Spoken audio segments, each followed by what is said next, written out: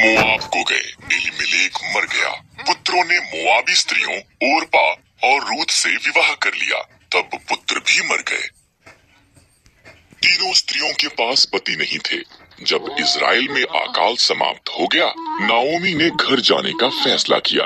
मोआब में ही रहो, उसने अपनी बहुओं से कहा, ये तुम्हारा घर है। ओरपा वहीं रही, पर रूथ ने कहा, जहाँ भी आप जाओ मैं जाऊंगी।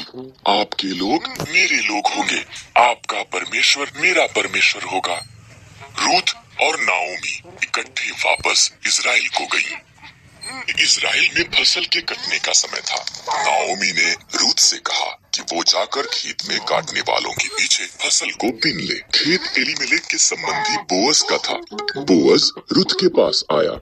नाओमी के साथ बहुत अच्छी रही हो। बोअज ने कहा, घर छोड़ना मुश्किल रहा होगा, परमेश्वर तुम्हें आशीष दे। उसने रूथ को भोजन दिया और अपने जवानों को उसकी देखरेख करने को कहा। रूथ ने नाओमी को बताया कि क्या हुआ था। नाओमी मुस्कुराई। जब कोई मरता है, उसका निकट संबंधी उसके परिवार की देखभाल करता है। वो व्यक्ति उनका निकटतम छुटकारा देने वाला संबंधी है। बोअज, इसलिए रूथ बोअज के निकट रही, ज्यादा पसंद करने लगा। बोअज ने एलीमेलेक की जमीन खरीदी और नाओमी और रूथ की देखभाल की। तब उसने रूथ को उसके साथ विवाह करने के लिए कहा। रूथ से एक पुत्र ओबेद पैदा हुआ। ओबेद का पुत्र यिशै था। यिशै का पुत्र दाऊद था और दाऊद इज़राइल का महान राजा बन गया।